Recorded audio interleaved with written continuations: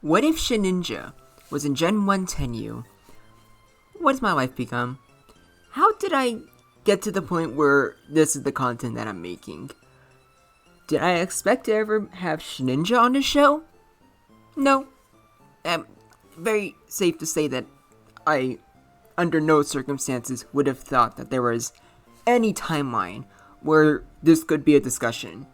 Because it's Gen 1. There's no abilities. He has 1 HP, and he has like some of the worst speed I've ever seen. So, why am I doing this? That's because it's Gen 1 Tenyu.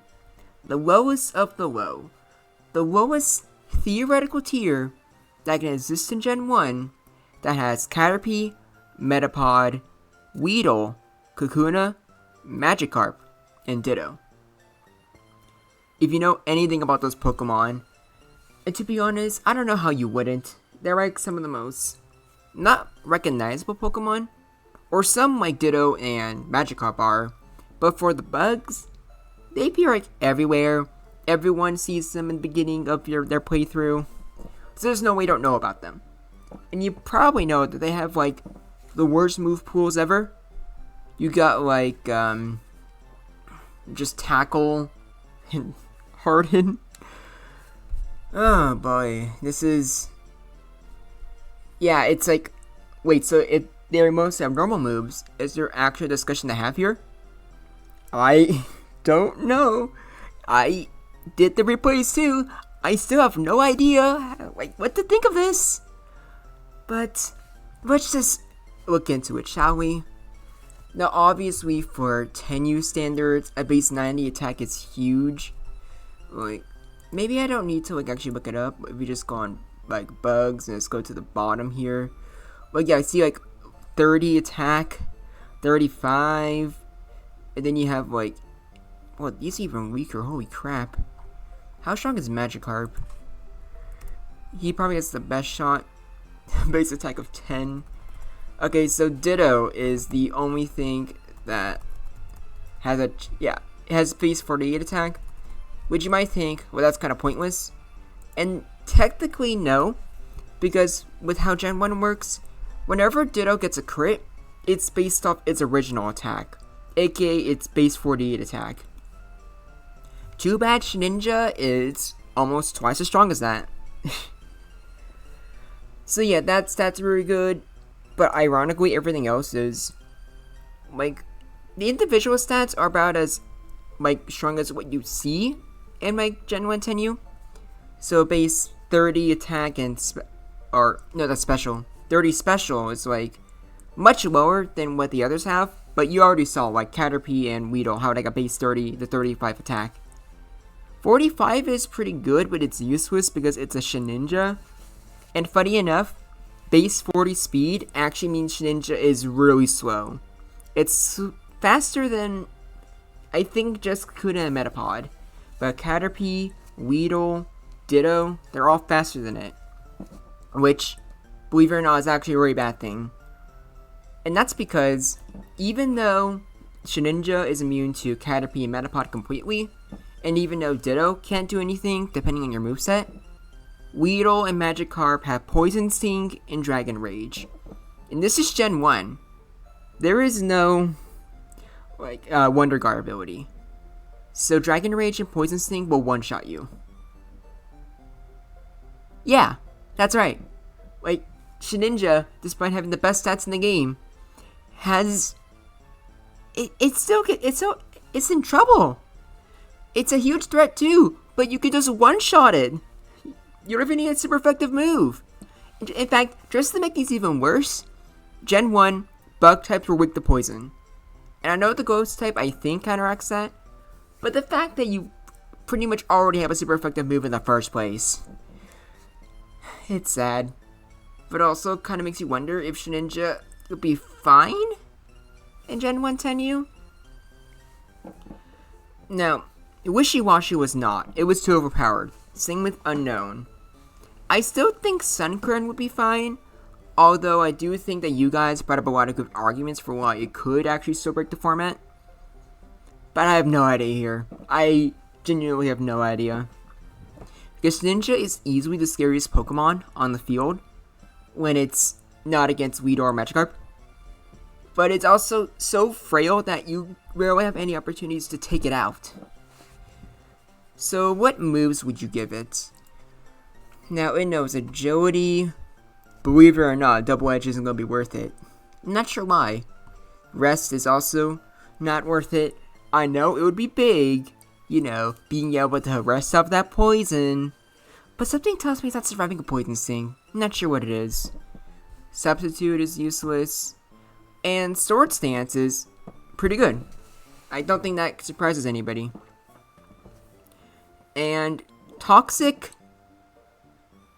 technically good. Because poison is the meta. And not having to rely on Poison Sting to eventually, you know, poison it, but instead just do it immediately, it would drastically speed up the games. But I'm going to explain to you why that's a terrible, terrible idea. That's because if you don't have Toxic and you use some other moves, because like if we keep going, there's Confuse Ray, but not only are you already outsped by Magikarp and Weedle, but also you're not going to want to risk that against Kakuna. So the other moves you would give it would be, let's see here, where is it? It has Leech Life, but not really worth it. I forgot about Mimic, but probably not worth it either. So you would have Slash and Hyper Beam. Did I miss Hyper Beam? I think I did. Yeah, here's Hyper Beam. And I think for the last one you want to go with Agility. That way, like, if you get the chance, it can be faster than both Magikarp and Weedle. So Agility, Sword Stance, Slash, and Hyper Beam. Also, in case you're wondering, because of, you know, this abysmal base 40 speed, Slash is not a guaranteed crit. Although I will say, when it does crit, it is huge. So, but going back to what I was talking about with Ditto for a second, why would you have two normal moves instead of just Toxic? That's because if you only have these, Ditto has no way of hurting you. Even if it transforms into SHEDINJA and it has all of your boost, it can't hurt you at all. Which, okay, not completely true. It can still wall you, but it's complicated. Really complicated. So, we'll go over that later. But here was the moveset. Now, if it gets a Slash, it can pretty much two-shot everything, I'm pretty sure. I know for a fact that two-shots Magikarp. And I imagine Magikarp is probably one of the bulkier Pokemon. Which is pretty much just saying it's bulkier than Weedle and Kakuna. Oh, what's my life? And if you manage to get a Sword Stance off, you unfortunately need to get an Agility too. In order to, like, one-shot everything. In fact, there's a good chance you might need two Sword Stances and an Agility just to one-shot everything in the team with Hyper Beam. So, does that mean that SHEDINJA is a much, much, much worse version of Beedrill and 7U? Yes. Yes, it does. Is that sad? Yes. Yes, it is. Any redeeming factors? No. So, I think let's just get into the replays now, because I do not know what to make of this.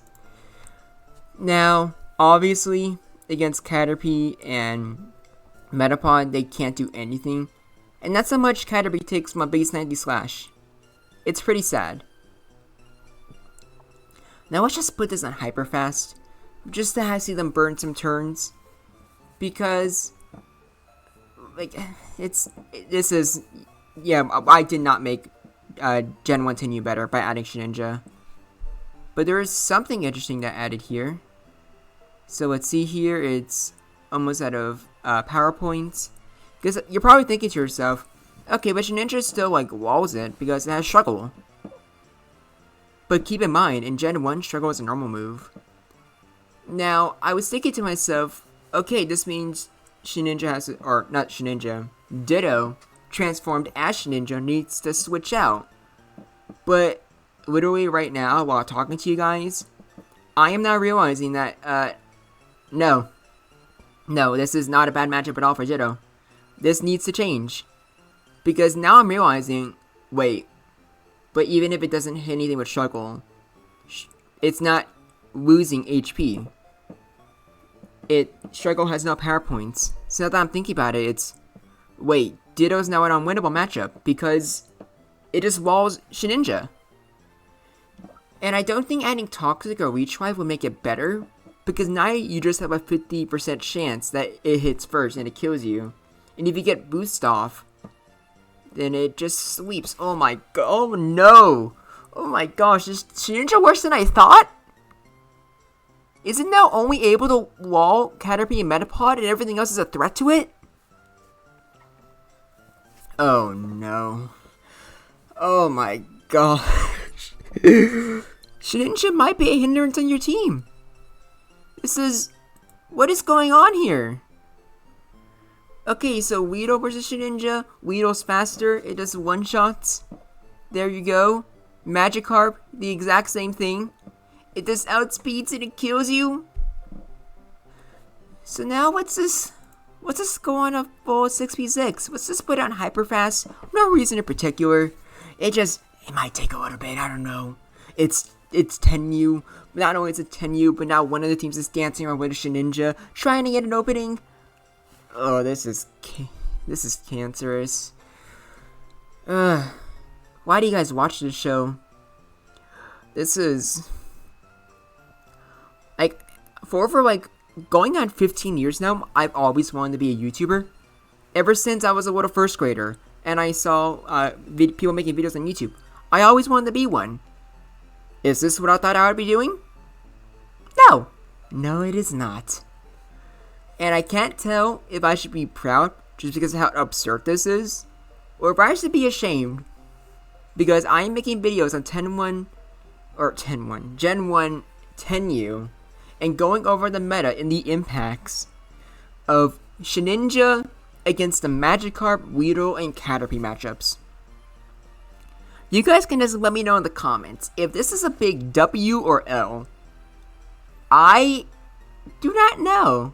This is weird. Also, funny enough, I found out here that you can have an infinite loop in Gen 1 with just 2 Dittos.